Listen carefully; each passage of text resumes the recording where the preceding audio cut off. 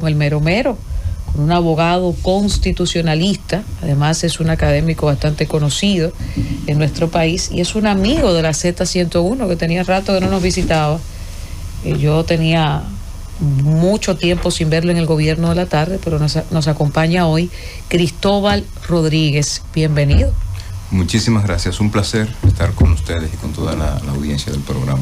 Cristóbal, vamos a entrar en materia porque el tema es la reforma constitucional. Todos quieren opinar, algunos dicen que es innecesaria, otros dicen que simplemente ya lo que está establecido ahí no hay por qué recalcarlo, pero cuando hablamos de la reforma constitucional, ese proyecto de ley presentado por el Ejecutivo abarca varios temas. Está el tema de la reducción del número de diputados, está el tema de unir la celebración de las elecciones, también está el tema que toca la parte del Ministerio Público Independiente. Entonces, la pregunta inicial en esta entrevista es, según su criterio, ¿es necesaria o innecesaria esta reforma constitucional? Yo creo que la respuesta a la pregunta de si se necesita una reforma constitucional pasa por responder a una cuestión previa, y es si la Constitución actual tiene cuestiones que ameriten ser modificadas. Y yo creo que la Constitución vigente, que es la del 2010, que fue una Constitución que marcó un hito en la evolución de las reformas constitucionales en República Dominicana por muchísimas razones a las que me he referido a lo largo de estos más de 14 años, nació, sin embargo, necesitada de reformas en cuestiones que son sensibles para el funcionamiento de la vida institucional en la República Dominicana. Y esta es una cuestión que no la estoy diciendo ahora, es una cuestión que se empezó a decir aquí desde que se estaba discutiendo ese proyecto antes de que fuera aprobado. Yo pienso que la decisión adoptada en ese proceso de reforma de incorporar, para poner ejemplos, al Procurador General de la República como miembro ex oficio del Consejo Nacional de la Magistratura fue una decisión absolutamente desacertada que llevó a quebrantar de manera muy sensible un equilibrio de por sí precario en la representación de fuerzas políticas que hacen vida en el Consejo Nacional de la Magistratura, que es el órgano encargado de designar a los integrantes de las más altas instancias de administración de justicia en República Dominicana, que son la Corte Suprema de Justicia, el Tribunal Superior Electoral y el Tribunal Constitucional.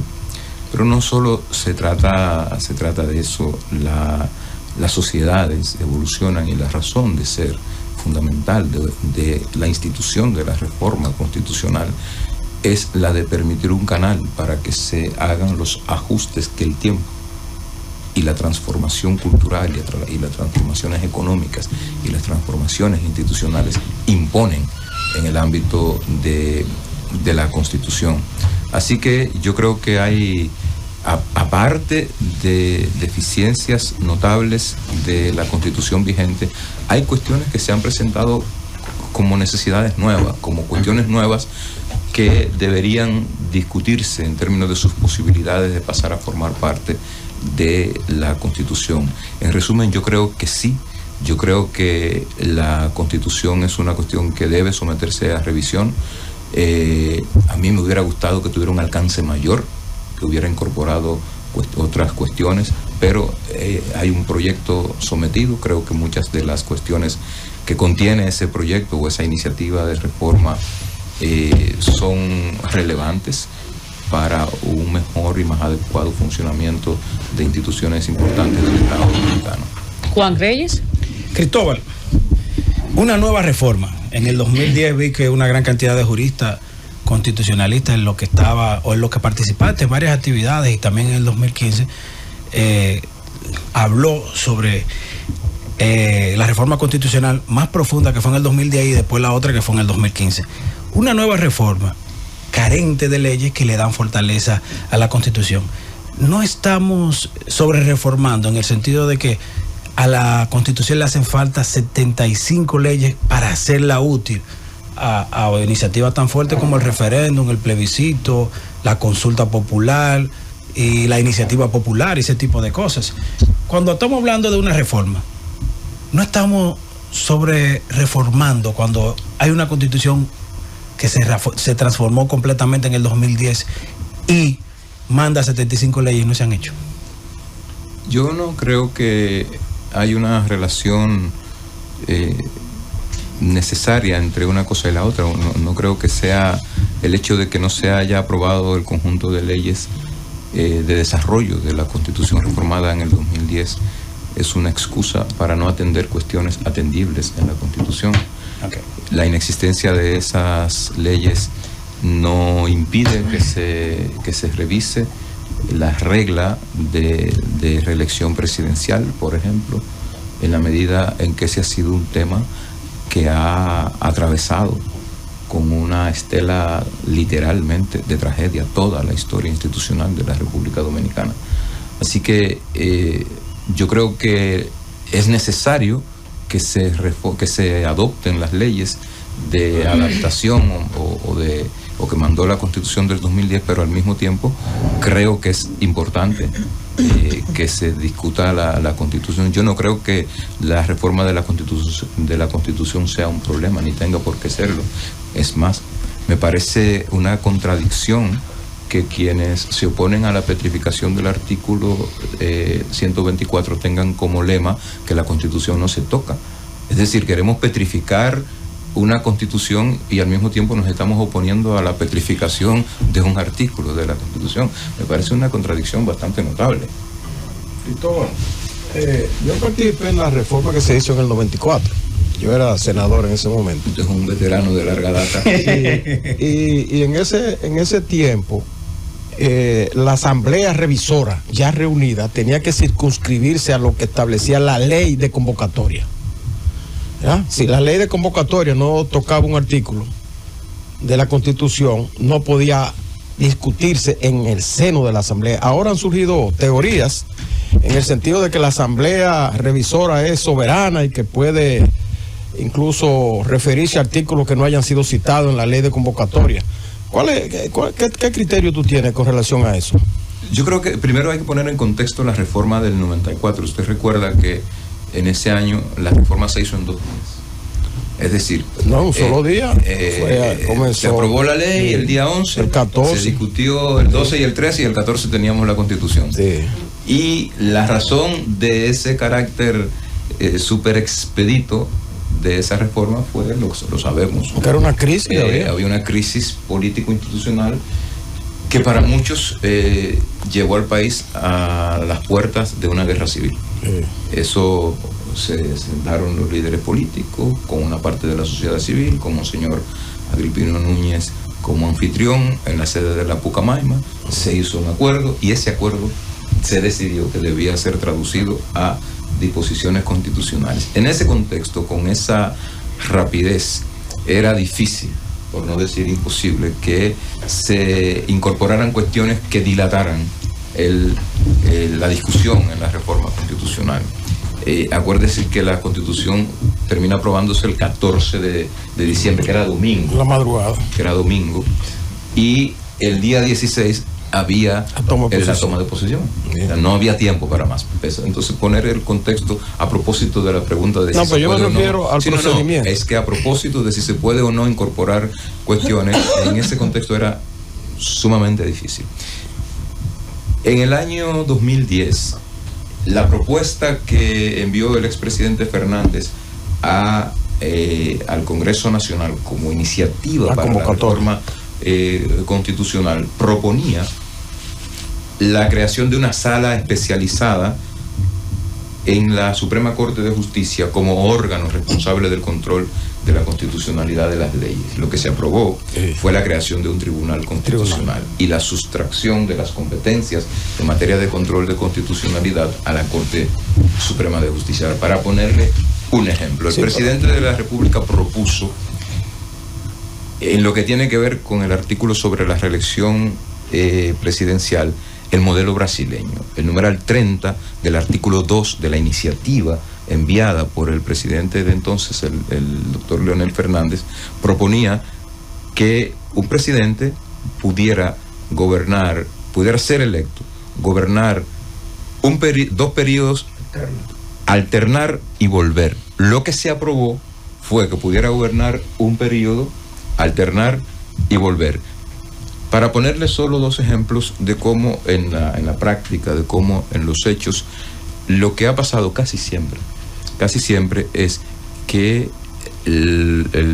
quien toma la iniciativa envía un proyecto y la asamblea lo revisa y en el ejercicio de sus atribuciones decide si incorpora o no algunas cosas nuevas. Yo creo que si eso va a pasar o no en la coyuntura actual, y es una aprensión que subsiste en un amplio abanico, sobre todo de los sectores que se oponen a la reforma, va a depender del nivel de cohesión que el gobierno pueda tener sobre los legisladores que son parte del partido en el gobierno. Quizás tú no entendiste bien la pregunta. Es porque posible. los dos casos que tú citaste del 2010, también ocurrió en el 94. Que recuérdate que era el 45% que establecía el pacto que había firmado Balaguer con Peña y lo subieron al 50+1. Y es verdad que fue el camino. Pero tocaba, en la misma asamblea, pero tocaba el artículo de la Constitución. Después que toca un artículo, la asamblea puede decidir lo que sea. En el caso, por ejemplo, de la alterna, como tú señalas, tocaba el 124, no la del 10. Es decir, yo me refiero si cosas nuevas que no están en el proyecto. Si el proyecto de convocatoria, que es el que ha enviado el presidente ahora al Senado, de convocatoria para modificar 4 aspectos de la Constitución, si no toca el artículo, esa ley que se aprueba primero para convocar la asamblea, no toca el artículo determinado, si la asamblea puede incorporar otros cambios, otro artículo que no haya tocado la ley. Siendo traducido más claro, el ingeniero lo que plantea es que la ley que convoca la necesidad de convocatoria a la asamblea revisora tiene que especificar los puntos a reformar, pero bien, tú recuerdas que se planteó una sala en el 2010 y se creó un tribunal constitucional. Pero tocaba el artículo de la justicia, de la reforma judicial, lo tocaba. Fue una cosa diferente. La ley lo tocaba. Fue una modificación de la iniciativa de reforma, en ambos casos.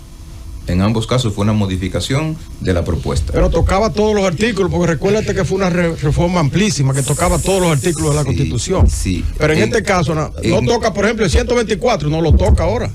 La ley de convocatoria. El 124, la propuesta sobre el 124 es llevarlo al artículo 268 como parte de la cláusula. Sí, toca el 268, pero no el 124. Por ejemplo, la asamblea quizá no podría legislar sobre eso. Sobre eso yo no creo que va a haber modificación. No creo, no porque crea que la asamblea no pueda hacerlo, porque creo que hay en eso un nivel importante de consenso en el gobierno y en los legisladores que son parte del partido en el gobierno. Sí. Fausto. Profesor, hay un amplio debate sobre el tema del Ministerio Público, de si es independiente o no lo es a raíz de la reforma constitucional planteada. Para usted, ¿el Ministerio Público es o no es independiente? Yo creo que hay que segregar el Ministerio Público como institución integrada por más de 1000 fiscales en todo el país, del Procurador General de la República, que es, digamos, el objeto en más de un aspecto de la reforma en lo que tiene que ver con el Ministerio Público.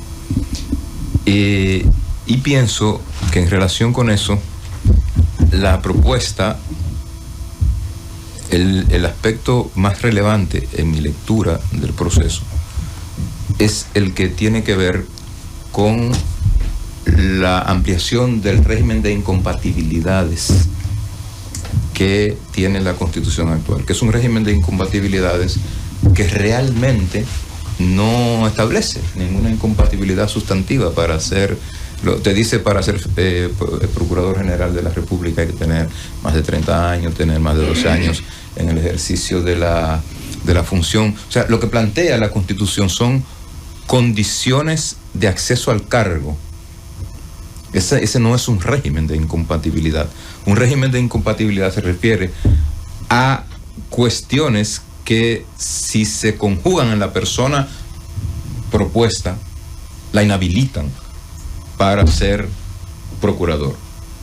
En este caso se está proponiendo que si una persona tiene 10 años. 5 años, menos de 5 años de práctica política, de dirigencia política en un determinado partido político, no puede, hasta el momento en que lo designen, no puede ser Procurador General de la República. Y esa cuestión a lo que apunta es a eliminar la práctica consuetudinaria en la República Dominicana de que casi todos los procuradores generales de la República han sido miembros de los órganos máximos de dirección en los que conviven con el presidente que los designa de los partidos políticos en el poder. Mientras eso funciona bien, mientras el procurador se llama César Pina Toribio, que lo fue de manera singularmente notable, eso se aplaude. El problema es cuando eso deja de funcionar adecuadamente. Por eso creo que esa es, en lo que tiene que ver con el Ministerio Público, la más importante de las propuestas que contiene la iniciativa del presidente de la República. Sobre el tema de si lo designa el presidente de la República, de si lo designa el Consejo, de si el Consejo Nacional de la Magistratura, de si lo designa, lo ratifica una de las cámaras legislativas a propuesta del presidente, para mí puede ser cualquiera de las tres maneras. Yo prefiero que el Procurador General de la República lo designe el presidente de la República, y punto. Por una razón muy sencilla. La política criminal del Estado es responsabilidad en su definición y en la rendición de cuentas sobre sus resultados del gobierno. En la cabeza de la institución responsable de la implementación de esa política criminal en el ámbito del sistema de administración de justicia es el Procurador General de la República. Ese funcionario no puede estar separado orgánicamente de la voluntad política del jefe de Estado. No puede estar separado, porque la separación entre uno y otro puede plantear problemas graves en una cuestión sensible de las políticas públicas, que es la relacionada con la política criminal del Estado. ¿Y de seguridad? Lo involucra. Entonces, a mí me gusta más la idea de que se mantenga, desde el punto de vista de quien lo designa, como está. El presidente ha sido seducido por la idea de que se someta al escrutinio de un órgano donde también hay representantes de la oposición política. Yo creo que eso tiene elementos que son ventajosos. Yo creo que eso obliga a tener un mayor nivel de cuidado al momento de seleccionar a quién se va a proponer, pero vuelvo y digo, desde el punto de vista del diseño y de la relación entre la cabeza del Ministerio Público y el gobierno en el ámbito de ese tipo de política pública, lo que impone es que sea el presidente que lo haga. Joselito Félix. ¿Usted opone que sea el Consejo de la Magistratura? Yo no me opongo, yo prefiero que sea el presidente de la República.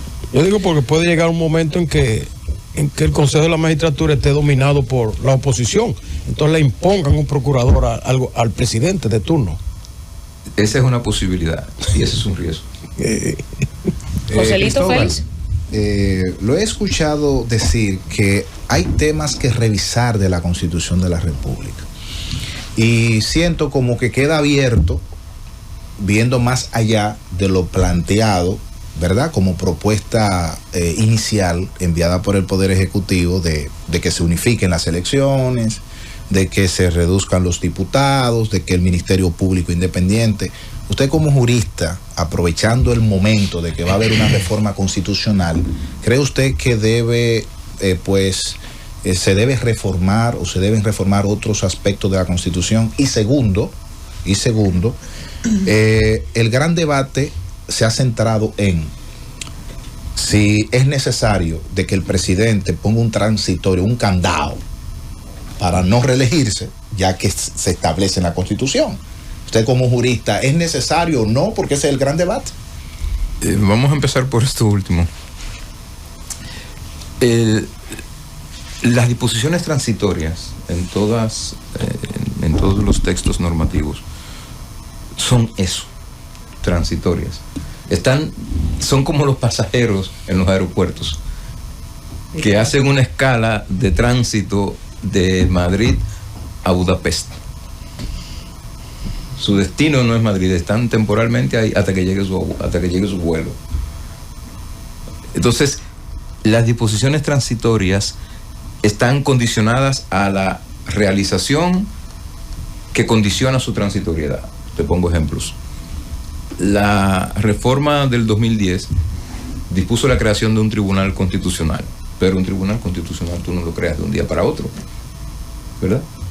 Sobre todo de 13 miembros, y hay que buscar un local y hay que especializar presupuesto. Entonces la Constitución estableció un transitorio que mandaba que los jueces del Tribunal Constitucional debían ser elegidos dentro de los 12 meses siguientes a la puesta en vigor de la Constitución. Una vez designados los 13 miembros del Tribunal Constitucional, ¿cuál es la vigencia de ese artículo? Ninguna. Pero absolutamente ninguna. La Constitución dijo, excepcionalmente se van, y se estableció un transitorio, se van a elegir diputados y senadores hasta el año 2016. Como la regla era que era por 4 años, había que hacer un transitorio. Elegidos, llegado el año 2016 y cumplido el cometido de ese transitorio, ¿cuál es la vigencia? Ninguno. Es decir, no hay una sola disposición transitoria vigente de la Constitución del 2010 ni de la reforma del 2015, ninguna sola, desde el punto de vista estrictamente jurídico, porque las normas, para ser normas, tienen que estar vigentes, ser válidas y ser eficaces. No es ni eficaz ni válida ni tienen vigencia ninguna de las disposiciones transitorias. Es decir, Danilo Medina no salió de la presidencia con un impedimento para volver a ser candidato a la presidencia, no porque había una disposición transitoria, salió con ese impedimento porque el artículo 124 de la Constitución reformada en su gobierno en el año 2015 tenía ese impedimento. El presidente de la República actual, Luis Abinader, necesita un transitorio para no volver a ser candidato. No lo necesita. Los transitorios cumplen una función que no tiene nada que ver con el derecho. Cumplen la función de bajarle ruido a la desconfianza entre los políticos que siempre creen que se están haciendo trampa unos a los otros.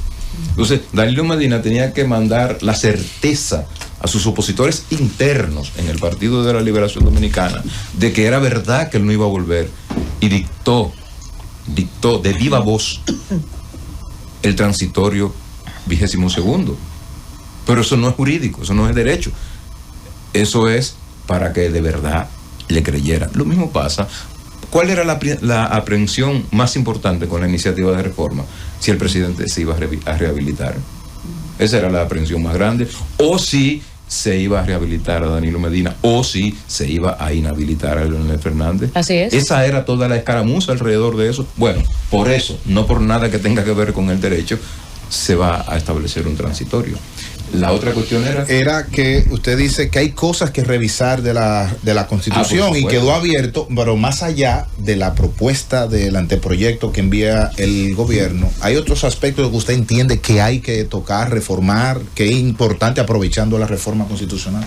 ¿Por qué tenemos jueces en la Corte Suprema de Justicia, por ejemplo, con una duración de 7 años? Sí, o ¿por qué tenemos jueces de fuera de la carrera, una cuarta parte de la matrícula, si el Pleno de la Suprema Corte de Justicia, todos sus jueces se evalúan cada 7 años? ¿Por qué el Consejo Nacional de la Magistratura tiene que evaluar a los jueces de la Suprema Corte de Justicia, que ya fueron evaluados para ser designados en la Corte Suprema de Justicia? Esa cuestión, esa facultad del Consejo Nacional de la Magistratura es un condicionamiento total, por un lado, de el voto de los miembros de la Corte Suprema de Justicia, que son parte del Consejo, que son el presidente y un juez, otro juez de la Suprema electo entre sus pares, que es el secretario. Pero además, en lo que eso devino en los hechos fue en que cada 7 años tenemos una renovación de la Corte Suprema de Justicia, más o menos a imagen y semejanza de quien controla el Consejo Nacional de la Magistratura. Y por tanto, se convirtió en un mecanismo de afianzamiento del control político, máxime con la presencia del Procurador General de la República, que vino no solo a darle un mayor nivel de control al presidente del Consejo en el proceso de designación de los integrantes de las altas cortes, sino que le dio un voto de calidad, por si acaso hubiera un empate, que su voto valiera 2.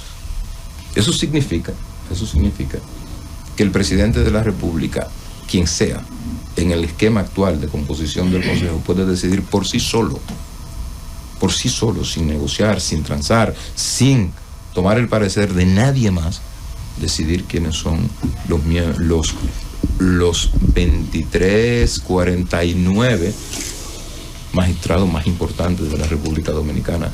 Eso hay que revisar. Es una cuestión que atenta contra el funcionamiento imparcial e independiente de los órganos supremos de administración de justicia, que incluye la justicia electoral y que incluye la justicia constitucional. Nosotros no sabíamos, hasta que nos agarró la pandemia en 2020, que teníamos un vacío constitucional en lo relativo a qué pasa si un evento pandémico, si una catástrofe climática impide que en el contexto de unas elecciones no pueda haber una transferencia de mando el 16 de agosto.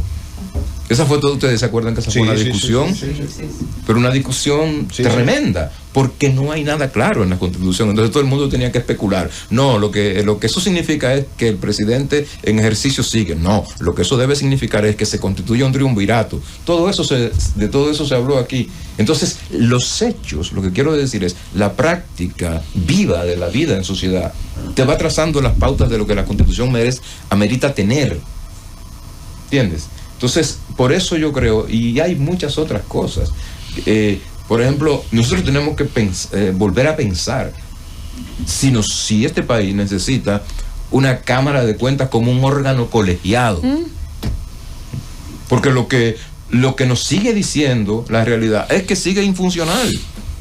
Y mira que se modificó sustancialmente, se modificó el mecanismo de su designación en la reforma del 10. Se quitó el criterio de que todos fueran abogados, se amplió para que fueran profesionales de otras disciplinas. Y sin embargo, hemos seguido entrampados con el tema. Entonces, tenemos que seguir pensando el tema. Y yo creo que una de las cuestiones que ha estado a la base de la infuncionalidad de ese órgano es su carácter colegiado. Entonces, todas esas cosas que son claves desde el punto de vista de la activación de los mecanismos de control y de fiscalización política en el Estado, están pendientes. Discúlpame, iluminada. Cristóbal, a propósito de lo que dice, de esos vacíos constitucionales, ¿se tiene un levantamiento de esos vacíos que entendiendo de que hay que revisar la Constitución para resolver esos tipos de cosas? ¿Tú lo tienes escrito? Yo tengo años escribiendo sobre eso.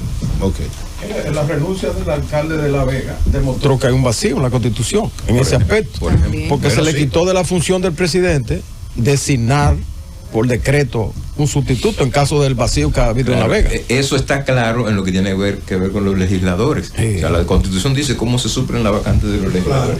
No dice nada. Con lo que tienen los alcaldes. De los porque bien locales. Pudo haber fallecido el alcalde y la alcaldesa no quisiera asumir. También puede ser. Es que antes del 10 lo establecía la Constitución, pero en el 10 se lo quitaron. Ajá. Y ahora no se sabe quién va a designar el alcalde de La Vega. 70 leyes hacen falta de la Constitución. Emelín Valdera. A propósito de eso mismo que dice el ingeniero, 39 reformas constitucionales, se ha mutilado la Constitución dominicana, entiende el doctor, usted, Cristóbal. Y por otro lado, hay dos puntos importantes que también plantea esta reforma, el tema de la disminución de los diputados y el tema de unificar las elecciones. Hay quienes entienden que no se debe unificar, sino que se deben mantener divididas con un lapso de 2 años, porque eso, unificarla pudiera desorientar todavía más a la ciudadanía, que todavía no sabe votar. Yeah. Y el otro tema de los diputados, de la disminución de los diputados, están haciendo presión ahora los diputados del PRM de una manera de negociar que que no deben ser 53, sino 15. ¿Qué usted piensa al respecto? Mira, la separación de las elecciones se produjo en la reforma de 1994. Se separó en 2 años las presidenciales de las legislativas y las municipales.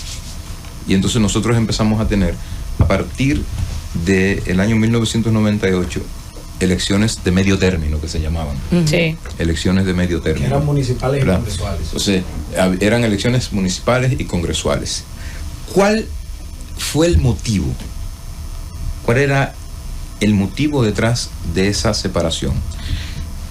Entonces vivían y todavía conservaban fuerza y arrastre como líderes el doctor José Francisco Peña Gómez, el doctor Joaquín Balaguer y el profesor Juan Bosch. Eran unos liderazgos tan arraigados, tan sólidos, que todo el mundo entendía, y era cierto, que su carisma como candidatos a la presidencia arrastraba, el voto por ellos arrastraba a los candidatos a senadores, a los candidatos a diputados, a los candidatos a alcaldes, y que era importante buscar una manera de evitar que un gobierno tuviera al mismo tiempo el control mayoritario en los gobiernos locales y el control mayoritario en las cámaras legislativas. Esa era la cuestión que se quería evitar. ¿Qué fue lo que pasó en los hechos? Que eso no sucedió. Así de simple, no sucedió. Y si quieren, hacemos la retrospectiva 2024 con un modelo de elecciones legislativas y presidenciales separadas y municipales separadas. El PRM tiene un control abrumador de los gobiernos locales. Tiene 29 senadores y tiene 146 diputados. 2020, en menor medida, pero un control considerable en los 3 niveles de gobierno.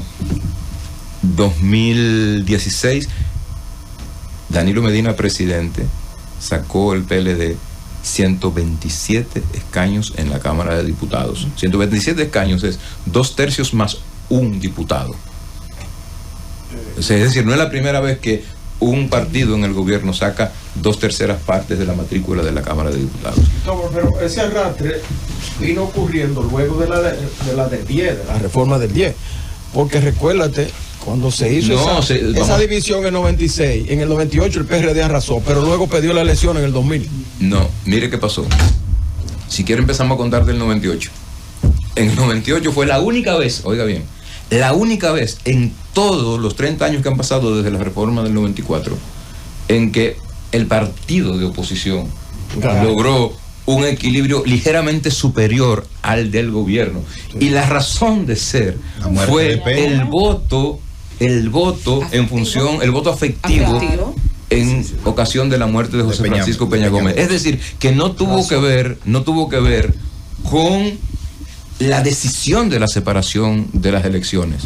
Peña Gómez se murió y Johnny Ventura ganó la alcaldía del Distrito Nacional porque era el candidato que sustituyó a Peña Gómez, pero eso se reprodujo. Aquí se habló, y ustedes lo recordarán, hubo editoriales, reportajes de prensa.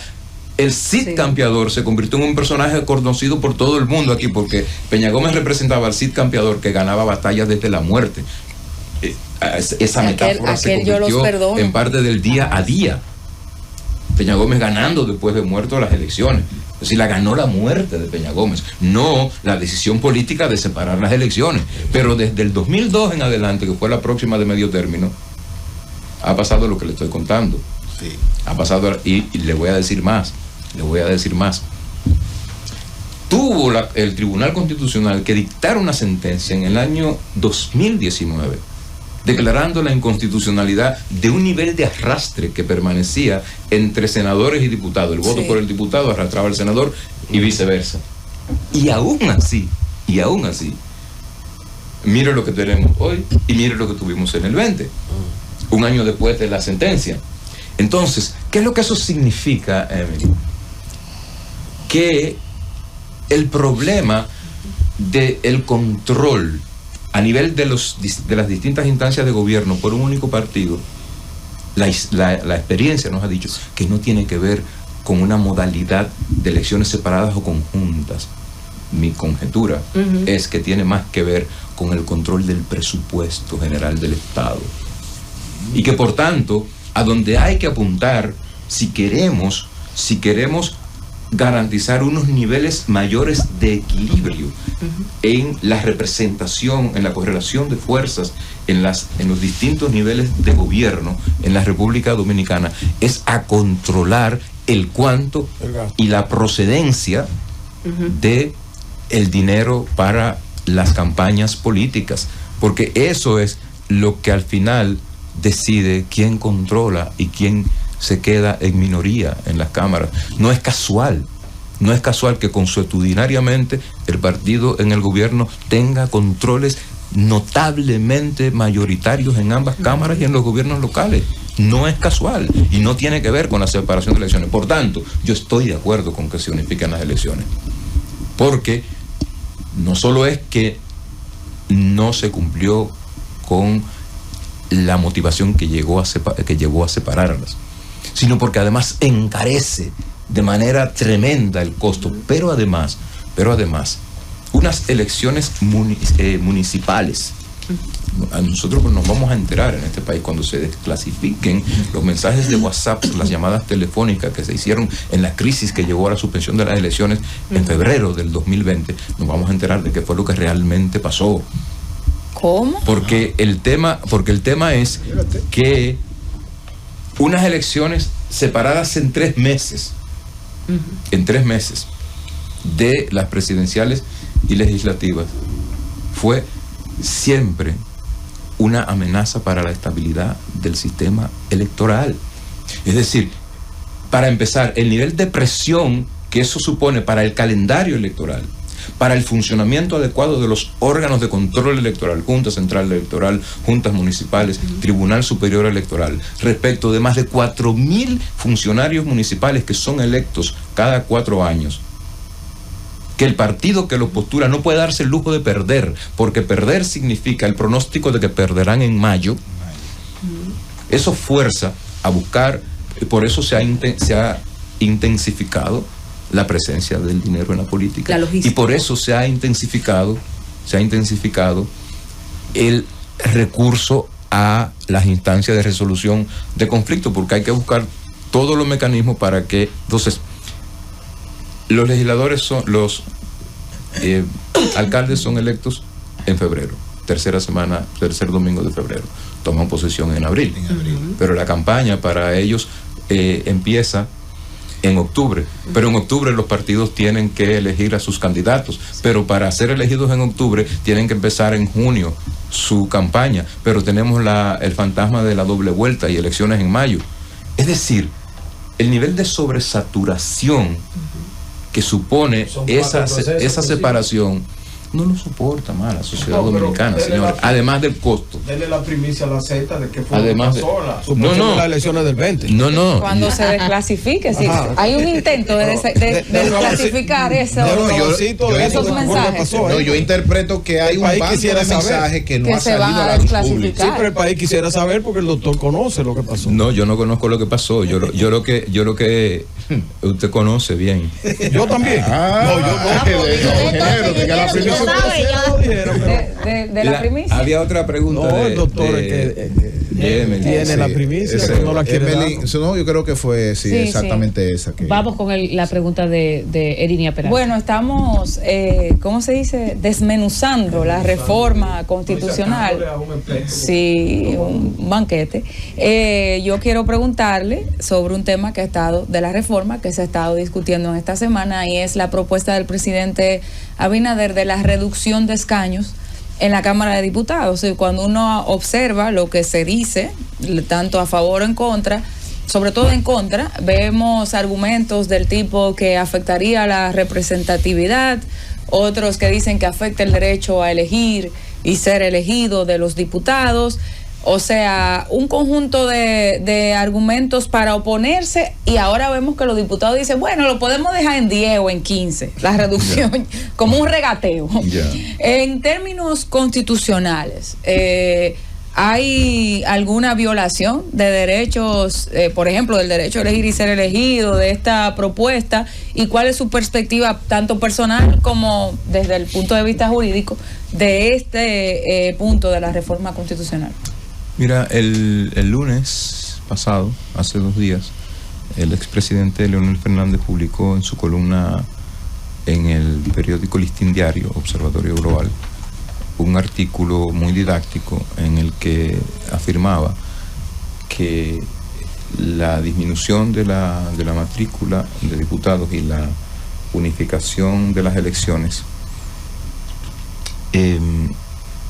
imponía la convocatoria a un referendo aprobatorio después que la Asamblea hiciera el trabajo, porque esos temas se relacionaban o de alguna manera atañen a el derecho de elegir y ser elegido. Yo escribí un artículo respondiendo a esa cuestión que se publica hoy en el periódico Diario Libre. Yo creo que es un error primero conceptual, es decir, el artículo 272 de la Constitución no dice que las reformas que se relacionen con derechos o que de alguna manera atañan a los derechos obligan a que se convoque un referendo. No lo dice. El artículo dice que las reformas que versan sobre derechos implican el llamado a un referendo. Versar significa que los derechos sean el objeto de la reforma.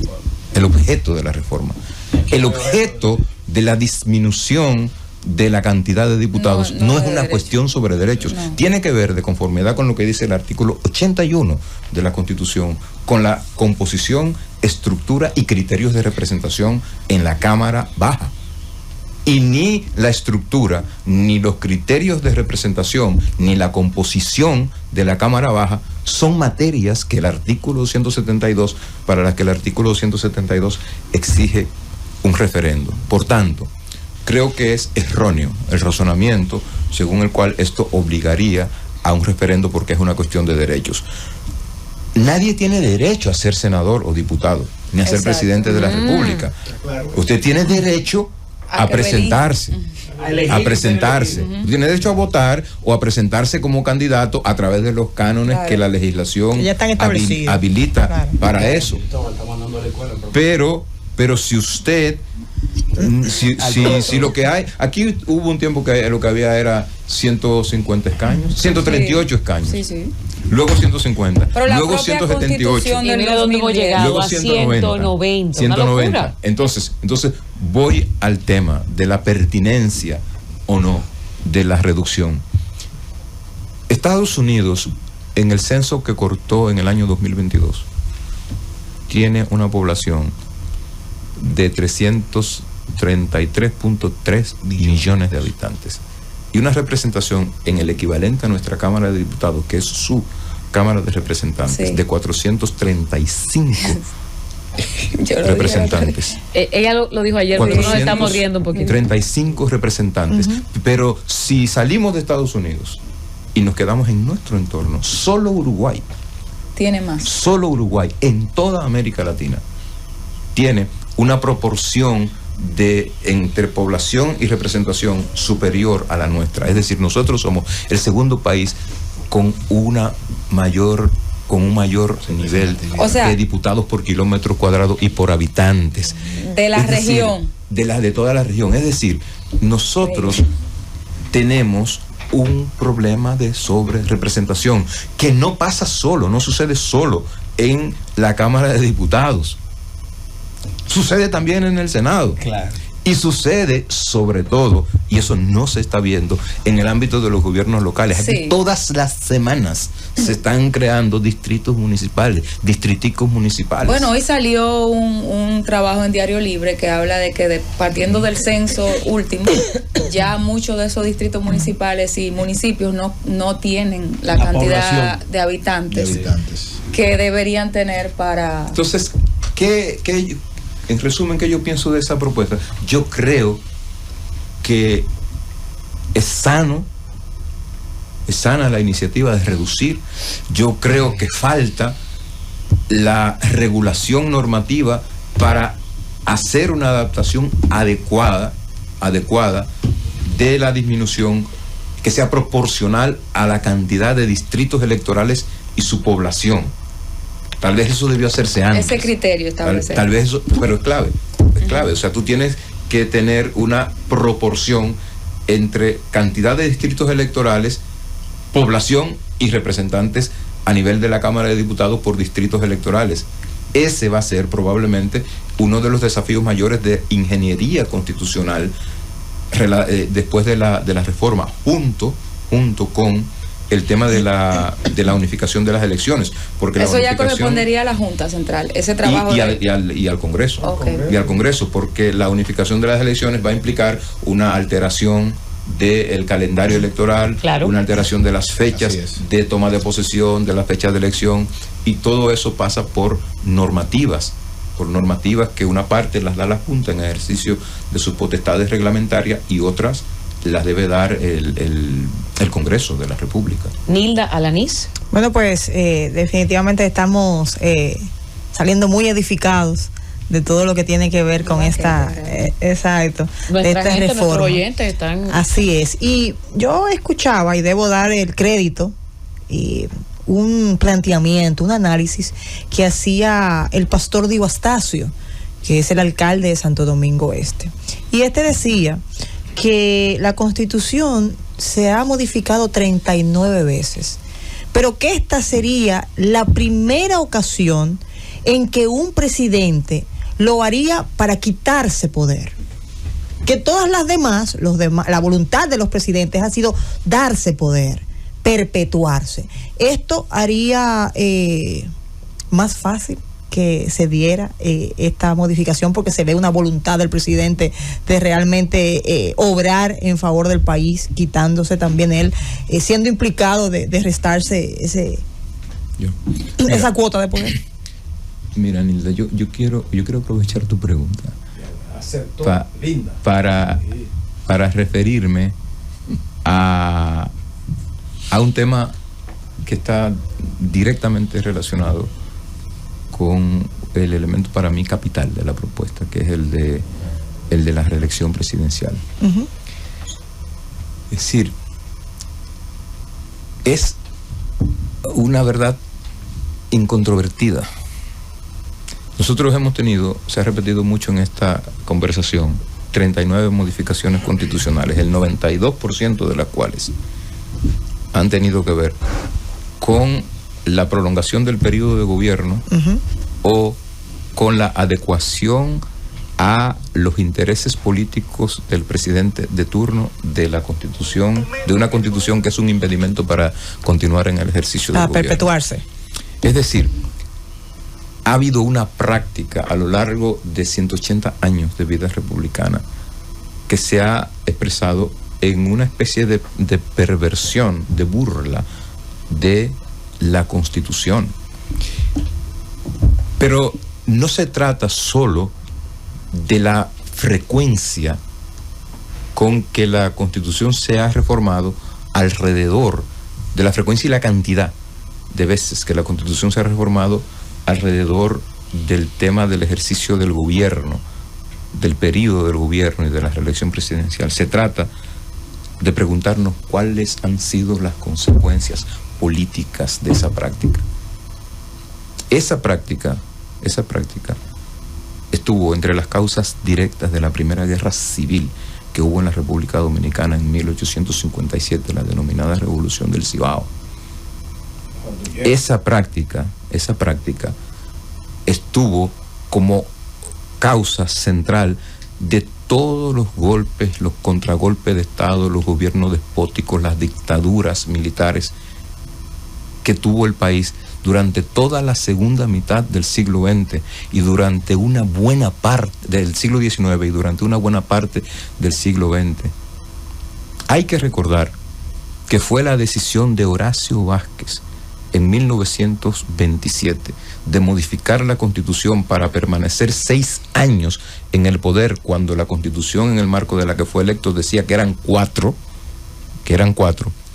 y luego, no conforme con eso, en 1929, el haber impulsado una segunda iniciativa, en este caso, para reelegirse cuando la Constitución en la que había sido elegido decía que no podía reelegirse, la causa directa del golpe de Estado del 23 de febrero de 1930, del ascenso de Trujillo al poder y de la tiranía de más de 31 años que tuvo el país.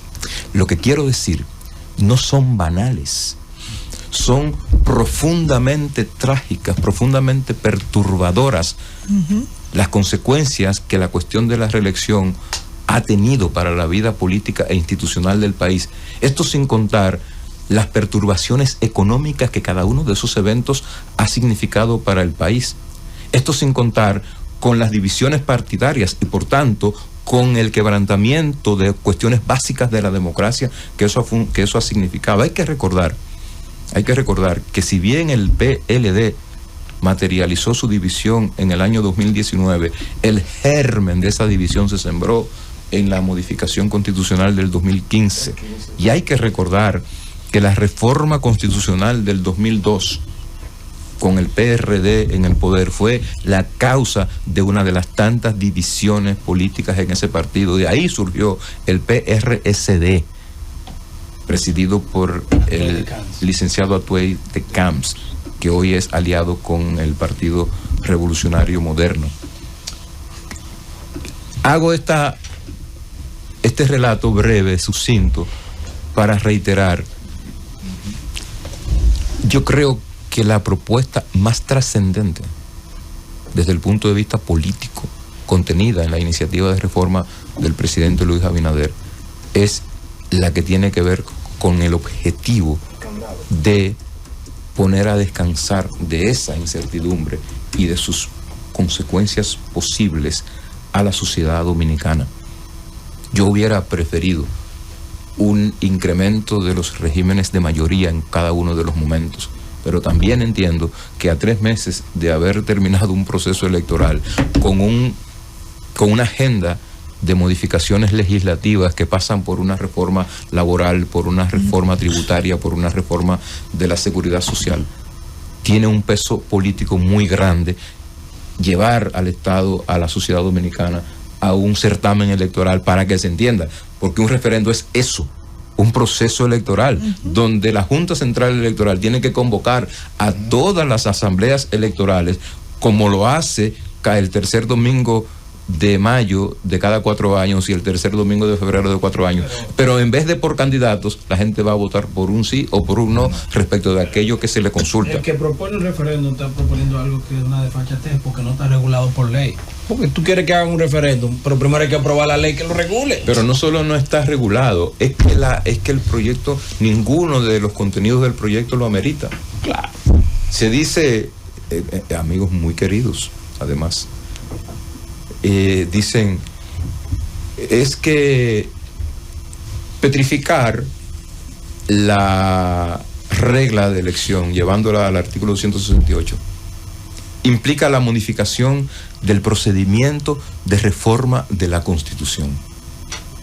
Y yo me pregunto, ¿y cómo es que se va a modificar la regla, el procedimiento de reforma de la Constitución en un proceso que se va a llevar a cabo siguiendo el procedimiento que explícitamente la Constitución dispone?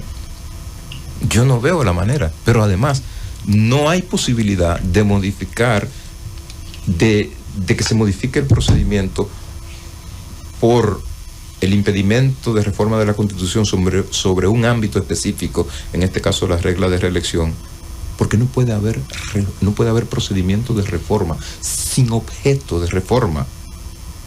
Para que se active un procedimiento, tiene que haber un objeto de la reforma. Y lo que se está proponiendo es que ese no sea un objeto de la reforma. Entonces, si no puede haber objeto de reforma, no puede haber procedimiento. Y por tanto, no es posible jurídicamente sostener que se está modificando el procedimiento y que en virtud de eso hay que convocar a un referendo. O sea, no hay necesidad por ninguna razón de que se convoque a un referendo aprobatorio en este contexto. Queremos agradecer la participación en este miércoles 4 de septiembre del buen amigo, el doctor Cristóbal Rodríguez, experto en Derecho Constitucional, la verdad es que estoy segura que la audiencia hoy, que los seguidores de la Z, pues han entendido mucho más acerca de este proyecto de reforma constitucional y uno que otro dato histórico ahí que le aportó el doctor Cristóbal, que es importantísimo también para nuestros oyentes y nuestra gente que nos sigue. Vamos a ver cómo se da este proceso de la reforma constitucional, específicamente con los diputados y esa resistencia a reducir el número, ¿verdad?, de ellos.